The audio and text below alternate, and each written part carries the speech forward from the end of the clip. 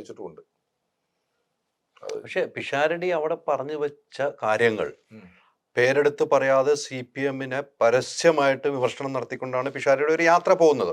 അല്ല, കേരളയിലെ കാര്യം പറയുന്നുണ്ട്. CPM-നെ നിങ്ങൾ പറഞ്ഞതാണ്, ഞാൻ പറഞ്ഞിട്ടില്ല. അല്ല, അതല്ല, പിഷാരടി പറയാതെ മറ്റുള്ളവർ വായിച്ചെടുക്കുന്നു. പിഷാരടി പറയുന്ന വാക്കുകളിൽ നിന്നും വായിച്ചെടുക്കുന്ന കാര്യമാണ് ഞാൻ പറഞ്ഞത്. അത് അരിഭായി അവിടെ പറഞ്ഞ കാര്യത്തിൽ ഞാൻ രാഷ്ട്രീയത്തിൽ വന്നല്ലോ. ഞാൻ കയ്യിൽ നിന്ന് പൈസ മുടക്കി ഡീസൽ അടിച്ച് എൻ്റെ വണ്ടി ഓടിച്ചിട്ടാണ് 10-30 മണ്ഡലത്തിൽ പ്രചരണത്തിന് പോകുന്നത്. 1 രൂപ മേടിച്ചിട്ടല്ല ഞാൻ ഈ 10-30 മണ്ഡലങ്ങളിലും പോകുന്നത്. ഈ 30 സ്ഥലത്തും ഞാൻ പോയ ആ സ്ഥാനാർത്ഥിയെ കുറിച്ചല്ലാതെ എതിർ സ്ഥാനാർത്ഥിയുടെ മെറിറ്റ്സോ ഡിമെറിറ്റ്സോ പേരോ ഞാൻ എവിടെയും പറഞ്ഞിട്ടില്ല. മര്യാദയാണല്ലോ. ഞാൻ അവരെ പറ്റി ഒരു കുറ്റവും എവിടെയും പറയുന്നില്ല.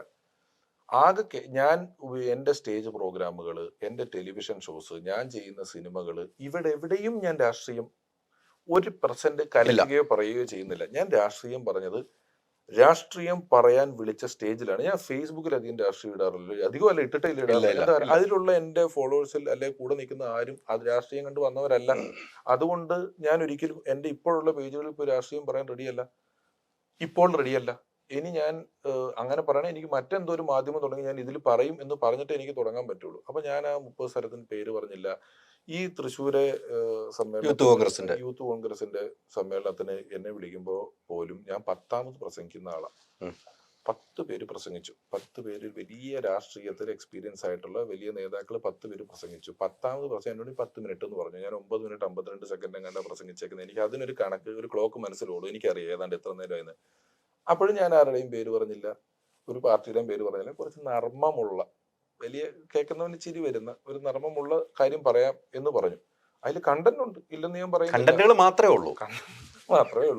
അങ്ങനെ പറഞ്ഞിട്ടുള്ളൂ. അപ്പൊ ഞാൻ എൻ്റെ ഭാഗത്തുനിന്ന് പാലിക്കാവുന്ന എല്ലാ മര്യാദകളും വളരെ കൃത്യമായി പാലിച്ചു തന്നെയാണ് ഇതുവരെയുള്ള രാഷ്ട്രീയം. ഇവിടെയും പുതുപ്പള്ളിയിലും 9 മിനിറ്റ് വീതം 18 മിനിറ്റ് ഞാൻ ആകെ കേരളത്തിൽ രാഷ്ട്രീയം പറഞ്ഞിട്ടുള്ളൂ.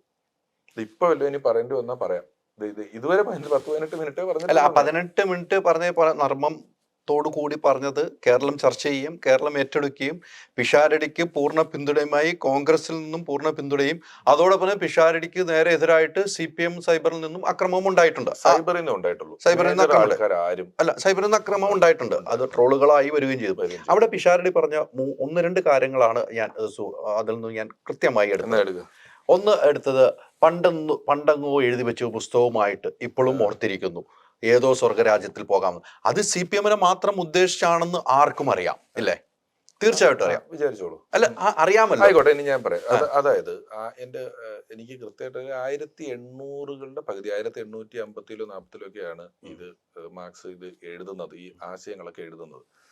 അപ്പം ഞാൻ കേരളത്തിലെ കമ്മ്യൂണിസ്റ്റ് പാർട്ടിയോ കമ്മ്യൂണിസ്റ്റ് പ്രവർത്തകരെയോ രാഷ്ട്രീയക്കാരെയോ അല്ല, കമ്മ്യൂണിസം എന്ന ആശയത്തെക്കുറിച്ച് ഗ്ലോബൽ കമ്മ്യൂണിസത്തിനെതിരാണോ? കമ്മ്യൂണിസം പ്രാക്ടിക്കൽ അല്ലെന്നുള്ള ബോധ്യമുണ്ട്. എതിർക്കേണ്ട കാര്യമില്ല. ആളുകൾക്ക് എന്ത് വേണേലും വിശ്വസിക്കാൻ സ്വാതന്ത്ര്യമുള്ള ലോകത്ത് ഞാൻ എന്തിനാ, എനിക്ക് ചപ്പാത്തിയാണ് ഇഷ്ടം എന്ന് പറഞ്ഞ് ചോറുണ്ടെന്ന ഒരാളെ ഞാൻ എതിർക്കേണ്ട കാര്യമുണ്ടോ?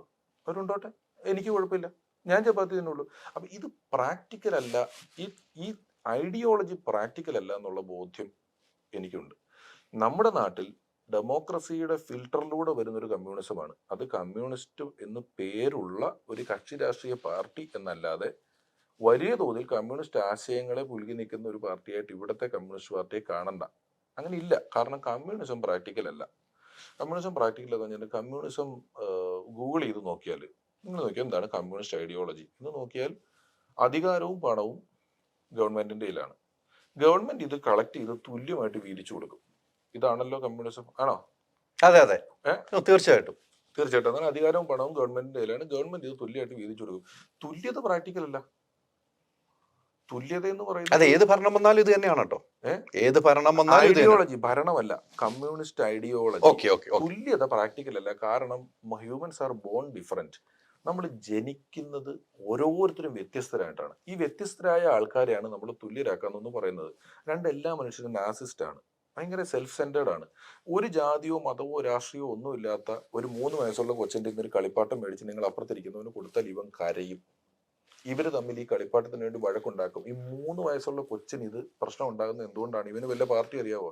അത് നമ്മുടെ ജനറ്റിക്സിൽ എഴുതിയിട്ടുള്ള സാധനമാണ്. നമ്മുടെ നമ്മുടെ എന്താ അതിന് പറയുന്നത്, ഒരു ബേസിക് ഇൻസ്റ്റിങ്ക്റ്റ് ആണ് ഒരു ജീവിക്കുള്ള പോലെ. അതുകൊണ്ട് തന്നെ നമ്മളിങ്ങനെ എല്ലാവരുടെയും സാധനം നമ്മൾ കളക്ട് ചെയ്തിട്ട് തുല്യമായിട്ട് കൊടുക്കുക എന്ന് പറയുന്ന ഒരു സിസ്റ്റം പ്രാക്ടിക്കൽ അല്ല. അത് ഒരിക്കലും പ്രാക്ടിക്കൽ ആവില്ല എന്നുള്ള ബോധ്യം എനിക്ക് നല്ലോണം ഉണ്ട്. അതിന് വേണ്ടി പ്രാക്ടിക്കലാക്കാൻ ശ്രമിച്ചെടുത്ത് സംഭവിക്കുന്നത് എന്താണെന്നറിയാമോ? അലി 100 രൂപയാണ് നമുക്കൊരു, അല്ലെ 100 ഉണ്ട്, അലി 80 രൂപയ്ക്ക് ഒരു ദിവസം പണിയെടുത്തു, ഞാൻ 20 രൂപയ്ക്ക് ഒരു ദിവസം പണിയെടുത്തു. അലി 80 രൂപയ്ക്ക് ഞാൻ 20 രൂപയ്ക്കും പണിയെടുത്തപ്പോൾ ഈ 80 20 കൂടെ ഗവൺമെന്റ് കളക്ട് ചെയ്തിട്ട് എനിക്കും അലിക്കും 50 രൂപ വീതം തന്നു. 80 രൂപയ്ക്ക് പണിയെടുത്ത് അലി കൊടുത്തിടെ ഞാനെന്ത് പോട്ടണ, അവന് സുഖമായിട്ട് 30 രൂപ കിട്ടിയില്ലോ എന്ന് ഓർക്കും. അലി അടുത്ത തവണ 60 രൂപയ്ക്ക് പണിയെടുക്കുള്ളൂ. ഞാൻ എപ്പോഴും അതുപോലെ തന്നെ ഇരിക്കും. അതും കളക്ട് ചെയ്തു, തുല്യമായിട്ട് തന്നു. ഇത് കുറഞ്ഞുകൊണ്ടിരിക്കും. പണിയെടുക്കുന്നവൻ അതിന് വേണ്ട റിവാർഡ് കിട്ടിയില്ലെങ്കിൽ അവൻ കുറഞ്ഞുകൊണ്ടിരിക്കും, മറ്റവൻ അലസനായിക്കൊണ്ടിരിക്കും. നമ്മുടെ ടോട്ടൽ പ്രൊഡക്ടിവിറ്റി കുറഞ്ഞ് ഈ 20 30 എന്ന് പറഞ്ഞ് വന്ന് നിൽക്കുമ്പോൾ പിന്നെ നമ്മൾ കൈയും കാലും ഇട്ടടിച്ചിട്ട് കാര്യമില്ല. നമുക്ക് മുന്നിലേക്ക് പോകാൻ പറ്റാത്ത ഒരവസ്ഥ. ഇങ്ങനെ നമ്മൾ തുല്യത എന്ന് പറഞ്ഞ് നിന്നാലുണ്ടാവും. പിന്നെ ഈ ഇൻഡസ്ട്രിയൽ റെവല്യൂഷൻ കഴിഞ്ഞിട്ട് മുതലാളിയും തൊഴിലാളിയും തമ്മിലുള്ള വലിയ പ്രശ്നങ്ങൾ വന്നപ്പോഴാണ് കമ്മ്യൂണിസം ഉടലെടുക്കുന്നതും വളർന്നതും വികസിക്കുന്നതും എല്ലാം. ഒരു മുതലാളിയും തൊഴിലാളിയും കൂടാതെ കസ്റ്റമർ എന്ന് പറയുന്ന ഒരു സ്ഥലമുണ്ട്. മുതലാളിയും തൊഴിലാളിയും കൃത്യമായിട്ട് ഡിഫൈൻ ചെയ്യാൻ പറ്റാത്തതിൻ്റെ ഒരു പ്രശ്നമുണ്ട്. എൻ്റെ വീട് പണി നടക്കുകയാണ്, ഞാനൊരു കമ്പനി പണിയെടുക്കുകയാണ്. കമ്പനിയിൽ രാവിലെ തൊട്ട് 5 മണി വരെ പണിയെടുക്കുന്ന ഞാൻ തൊഴിലാളിയും, വീട്ടിൽ വന്നപ്പോൾ എൻ്റെ വീട് പണിയുന്ന പണിക്കാരുടെ മുതലാളിയുമാണ് ഞാൻ. ടെക്നിക്കലായിട്ട് എന്നെ നിങ്ങൾക്ക് എവിടെ കൊണ്ട് വെക്കാൻ പറ്റും എന്നുള്ള ഇതിൻ്റെ കൃത്യമായ ഡെഫിനിഷനിൽ ഒരു വലിയ പാടുണ്ട്. എവിടെയാണ് നമ്മളെ കൊണ്ട് പ്ലേസ് ചെയ്യുക? നമ്മളാണ് മുതലാളി, നമ്മളാണ് തൊഴിലാളി. ഇനി തൊഴിലാളി വളർന്നാൽ എന്താവും? ഒരു തൊഴിലാളിക്ക് നിങ്ങൾ സർവ്വ സൗകര്യങ്ങളും കൊടുത്ത്, അല്ലെങ്കിൽ തൊഴിലാളി സ്വന്തമായിട്ട് വാണിജ്യം നടത്തി വ്യവസായം നടത്തി ഇയാൾ വളർന്നു വലുതാവുന്നു. വലുതായാൽ അയാൾക്ക് മുതലാളിയായേ പറ്റൂ. തീർച്ചയാണ്. അപ്പൊ നമ്മൾ എങ്ങനെ മുതലാളിയെ വീണ്ടും എതിർക്കും? അപ്പൊ ഇവർ പറയും മുതലാളിത്തമാണ്, മുതലാളി ചൂഷണത്തെയാണ് നമ്മൾ എതിർക്കുന്നത് എന്ന് പറഞ്ഞാൽ മുതലാളിയെ സംബന്ധിച്ചോ അല്ലാതെ ഓരോരുത്തരും അവനവൻ ചെയ്യുന്ന ഒരു പണിയുടെ മെറിറ്റിനനുസരിച്ചേ കിട്ടുള്ളൂ.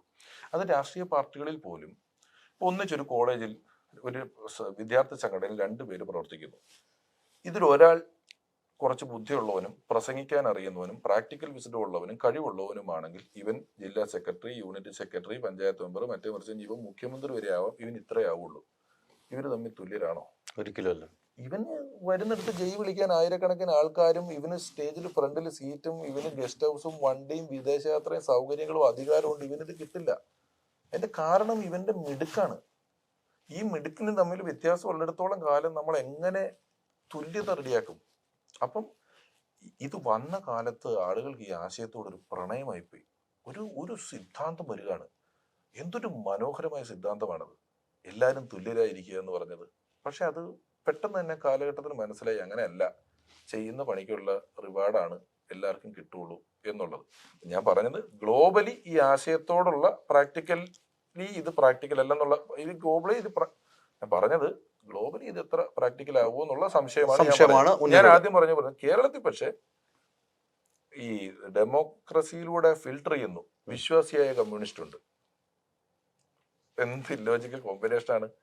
പ്രവാസിയായ കമ്മ്യൂണിസ്റ്റ് ഉണ്ട്. പ്രവാസി എന്ന് പറഞ്ഞാൽ മൊണാർക്കിയുള്ള രാജഭരണമുള്ള മിഡിൽ ഈസ്റ്റിലൊക്കെ പോയി താമസിക്കുന്ന കമ്മ്യൂണിസ്റ്റ് ഉണ്ട്. സോഷ്യോ ക്യാപിറ്റലിസ്റ്റ് ആയിട്ടുള്ള അമേരിക്ക പോലെയുള്ള സ്ഥലങ്ങളിൽ പോയി നിൽക്കുന്ന കമ്മ്യൂണിസ്റ്റുകാരുണ്ട്. അവരവിടെ നിൽക്കുകയും അവിടുത്തെ എല്ലാ സൗകര്യങ്ങളും അനുഭവിക്കുകയും ചെയ്യും. അവർ കമ്മ്യൂണിസ്റ്റായി നിൽക്കുകയും ചെയ്യുന്നു. പക്ഷെ അവിടെ അവരുടെ ഒരു കമ്മ്യൂണിസ്റ്റും ഇല്ല. നാട്ടിൽ ഇതിറക്കാൻ പറ്റുള്ളൂ.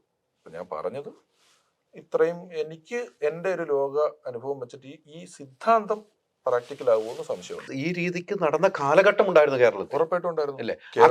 ആ കാലഘട്ടം മാറാനുള്ള കാരണം മാറി മാറി വരുന്ന രാഷ്ട്രീയ നേതാക്കളിൽ നിന്നും പറ്റുന്ന പ്രശ്നങ്ങളാണോ? ആകാം. അത് മാത്രമല്ല, ഞാൻ പറഞ്ഞല്ലോ ഈ ഇൻഡസ്ട്രിയൽ റെവല്യൂഷൻ മുതലാളി തൊഴിലാളി ഉണ്ടായിരുന്നു. ആ സിദ്ധാന്തം എടുത്ത് ഇവിടെ കൊണ്ടുവരുമ്പോൾ ഇവിടെ